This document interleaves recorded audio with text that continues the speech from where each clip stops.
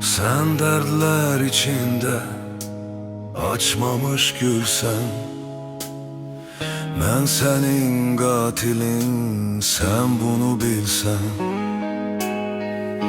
Yanımda ebedi kalabilmersen, sen benim sevgilim olabilmersen. Bir çınar kölgesi bir ömür olmaz. Baltalar vurular dibine bir gün. Bu dünya fanidir, ebedi kalmaz. Ölümle girerik kebine bir gün. Feleğin benimle şertine bir bak. Deyir ki eşkini tez koy mezara. Allah'ın verdiği derdine bir bak. Deyir ki eşkini sat bir bazara.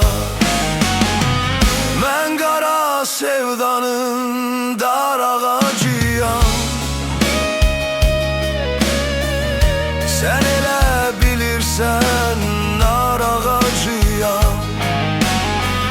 Ben senin kalbini kıraram, çık git. Sevmerem ben seni, yoraram, çık git. Sen başka çınarın kölgesine git. Kalbimin sevgisi, sevdası yoktur.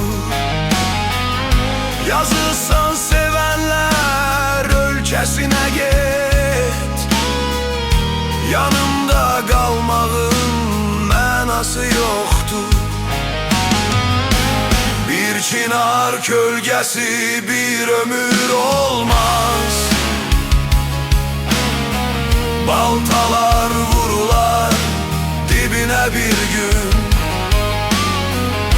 Bu dünya fanidir, ebedi kalmaz. Ölümle girerik kebine bir gün. Bir çınar kölgesi bir